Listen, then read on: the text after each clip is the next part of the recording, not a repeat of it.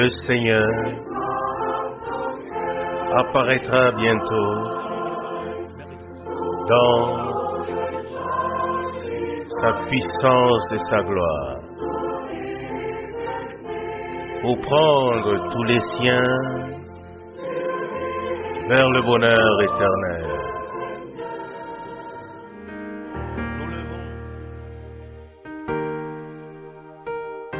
Nous lisons de 1 Jean chapitre 2, le verset 10. 1 Jean chapitre 2, verset 10. Celui qui aime son frère est continuellement dans la lumière et il n'y a en lui aucune occasion de chute. À cela, nous disons tout simplement Amen. Celui qui aime véritablement son frère de manière sincère et honnête, en lui, il n'y a pas d'occasion de chute. Et même s'il voit quelque chose en son frère, alors le pardon et l'amour triompheront tout simplement, et le pardon et la grâce accorderont la victoire par grâce. Amen. Mais continuons la lecture. Le verset 11 de 1 Jean chapitre 2. Verset 11.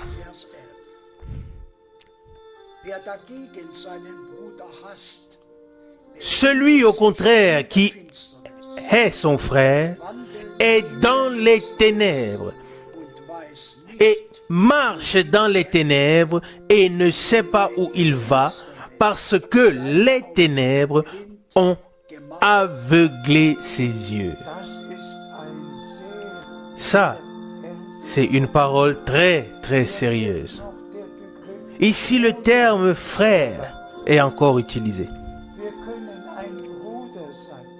Nous pouvons être un frère et dire que nous aimons. Mais pourtant, ce n'est peut-être pas forcément le cas. Et si nous voulons être honnêtes et regarder autour de nous, combien de différentes directions de foi il y a-t-il au milieu de ce qu'on appelle message, où des personnes ne se saluent pas, ne se connaissent pas depuis 10 ans, 20 ans, 30 ans, 40 ans. Mais tous sont des frères, tous croient le message, tous veulent prendre part à l'enlèvement. Et ce n'est rien d'autre qu'une auto-illusion. Il faudrait le dire clairement. Et la tromperie commence déjà dans les interprétations du message et des déclarations de Frère Branham et des différents passages bibliques. Rien ne doit être interprété. Tout doit être cru tel que cela est écrit. Ce n'est qu'ainsi que nous parviendrons à l'unité de la foi et de la connaissance de Dieu et deviendront ainsi un seul cœur et une seule âme. Et alors, dans les différentes villes, il n'y aura pas 4 ou 8 groupes différents, mais une seule Église du Dieu vivant qui se tient comme le fondement de la vérité et qui peut donner un témoignage de ce que Dieu a fait dans notre temps et continue à faire. Je t'en prie. Nous lisons de 1 Jean chapitre 3, 1 Jean chapitre 3, le verset 15. Tout homme qui hait son frère est un meurtrier.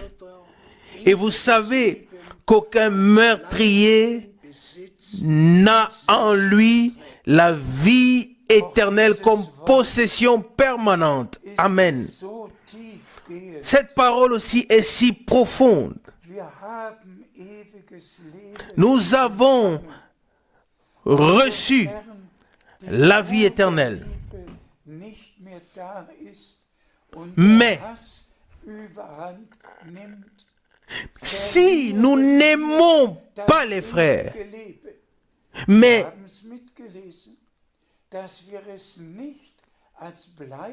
si l'amour fraternel n'est pas là et que la haine prend le dessus, alors nous perdons la vie éternelle. Nous l'avons lu, que si nous n'aimons pas les frères, mais les haïssons, nous ne gardons pas la vie éternelle en nous comme possession permanente. Et soyez honnêtes, celui qui aime son frère ne répandra pas le mal à son sujet, ne dira pas de mensonges à son sujet.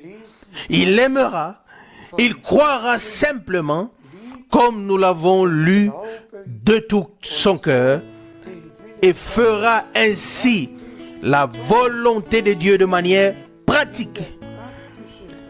Il la vivra véritablement de manière pratique et n'en parlera pas seulement de manière théorique. De la part de Dieu. Frère Franck.